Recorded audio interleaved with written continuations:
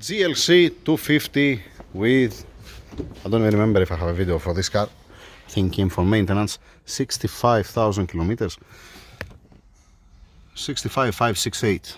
Okay, now, what's the catch with this car? This is also to explain to Mr. Omar here. First of all, need the battery. Need to change the battery. You see supply voltage too low, It came before for an oil service, right? Yeah. We clear the faults and then came back again. If you don't replace the battery, you're always collecting faults. Now, one fault that doesn't go away, and it doesn't matter if you change the battery or not, it's this one. The actuation of the valve of the oil pump in the combustion engine has an electrical fault or an open circuit. Now, this one paper that actually it's two papers that I print, one for Mr. Omar here, one to have it as a backup. This is the view of the engine from down. This is the damper pulley, here's the AC compressor, the belt. I'm talking about damper pulley and the AC compressor over there, okay. Here you see the wiring that goes to the solenoid. This one, it's the Y130. Y130, it's engine oil pump valve. This one, it's when it's returning back on idle, the engine, it's no need so much oil pressure, and it's opening a path inside, and it's working more lazy, let us say, the pump. It's not have the same flow, the same pressure, because idling. If you disconnect this plug, if you just disconnect it, you're gonna have full capacity, full flow. What kind of effect has on the new engine this one? I don't know, don't ask me. Most probably nothing, but anyhow, this is for fuel efficiency, usually. So if you follow the cable here, you see that the plug is coming here. Here it's the oil pan. Here you have the oil pan, all right, all the way around. That's a solenoid. It goes like this, the cable. Here, it's supposed to be extension cable. It's supposed to have one male here that comes inside the solenoid, and another one female here that's connected external. Pay attention, that's a damper pulley. It's on the left of the damper pulley. Now I'm talking about this plug down over there. This is the plug that I'm talking about. You see Mr. Omar here where I'm showing? See through the phone? Yeah, similar like okay. M57. Yeah, same like the M57, same like so many cars. Same like Audi, Volkswagen, same like the Porsche inside that has a different plug. Okay, so now what's the catch? It can be the solenoid itself, it can be the extension wiring, or it can have a problem with the signal. How to check this one? First we have to change the battery. No, it does have nothing to do with the battery. Even if you change the battery, the fault will not gonna go away. It's a current fault, it's not stored. Nothing to do the actuation of the valve of the oil pump, nothing to do with the battery. That means when you make ignition on, either the valve or the extension cable, either the valve or the extension cable or the signal that it comes, it has an open circuit, let us say, for example, all right? Now, to don't open all the oil pan and make all this story, what you're doing, you're getting extension cable and the solenoid and you plug it external. When you plug it external, if you can clear the fault, start the car, and you don't have any fault again, because this is done.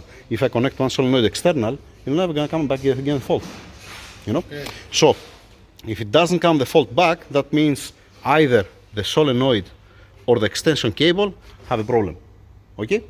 Now, if let us say we proceed and we continue and we see, let us say that inside, if we open it, we're going to change the solenoid and the extension. We're not going to change only the solenoid or only the extension wiring. You know what I mean?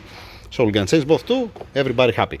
But now, to reach there, these two, it's supposed to don't be expensive. But the labor that you need one full day, draining the oil, removing the oil pan, reaching here, change only this cable and the solenoid, that's supposed to be 2 bolts, 220 torques.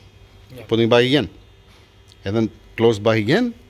I don't know if it's worth it or not. This is up to the owner, up to the customer. It's not up to me.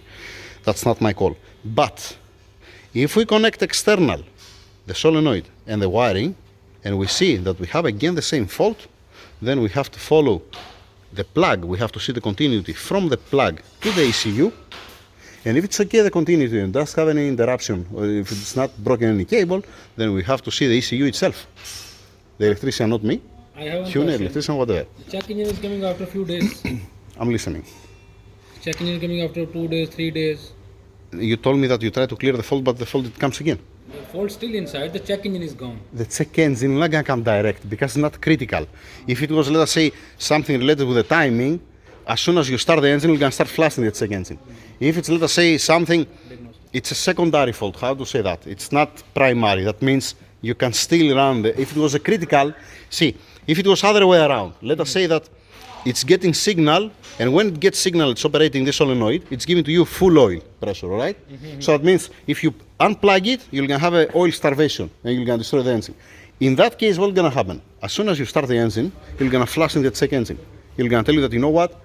Without an oil pressure, you're not going anywhere. If you continue like that, you're gonna destroy the engine. In this case, it's staying all the time in maximum capacity, maximum flow, maximum pressure, the oil pump. That's why it's not critical. You still have the fault inside. You see the ECU, let us say that 1 full day, let us say, or 2 full days, and I still have the same fault. And then I'm informing the driver that, you know what, there is something wrong, go check the car. That's why it comes at check engine after 2, 3 days or whatever. It depends how you're driving the car, how much you're driving the car. Inside, no fault. Listen, can you clear the fault? I cannot able to clear the fault. Okay. I will show you now. So, did you understand what I said? How we're gonna proceed on that? Yeah. I'm gonna send you also the link to watch the video. Yeah, Okay. I will send to the customer I'm also. clear with that. So better I added just only first this extension wire and the solenoid. That's we have to start from somewhere, Yeah. right? So we are ordering the extension cable and the solenoid.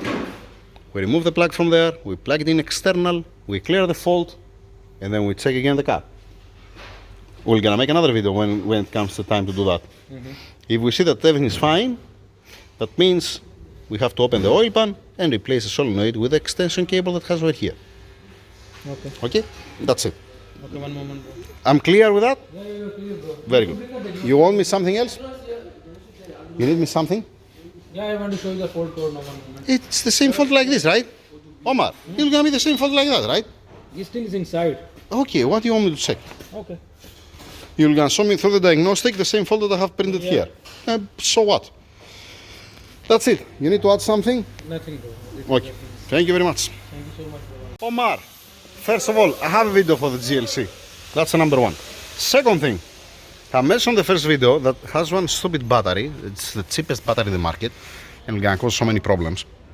I tried also this before, a couple of years back in 2014, I think, 13, and I put in my car just for a temporary solution and it burned my alternator. That's the number one. Then I mentioned for the two lower arm bushings, they're coming apart. Also. And on the video, make mistake, and I'm pointing the plug for the oil level sensor. If you watch the first video, I'm saying for the plug for the oil level sensor. This is the oil level sensor. The other plug that I'm showing that's next to the damper pulley that we're showing today, it's the one for the solenoid. And he was have the same fault. Yeah. Also before. But there is another fault for the coolant thermostat. Yeah, The coolant thermostat that it's under specified value, that means it's colder, let us say, the engine, you're not gonna trigger the check engine. The solenoid for the oil pump, it will gonna trigger the check engine. My advice, no, it's not gonna have any effect, even if you change the battery. Yeah, just I wanna mention that. It was have already the fault before, and I mentioned that on the first part, the battery and the front bushes. Yeah, the axle boot also. It has also the axle boot, it's leaking. Yeah, okay, and the thermostat. So, yeah, the thermostat because it's it has a fault. Yeah, it has a fault. That's not a specified value. But this one, no, it's sucking only 1 ampere. It's not sucking crazy amperes. To say that's from the battery, it cannot be from the battery. Most probably the element that has inside came the wax out. Yeah. So it's not, or other way around, or it's stuck, let us say. Well, we're gonna say this if he wants. If she wants, sorry.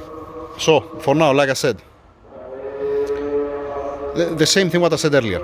For the cable, for the solenoid, the steps, how it's gonna be the procedure. Let's make a vacuum on that to make the air condition. Yeah.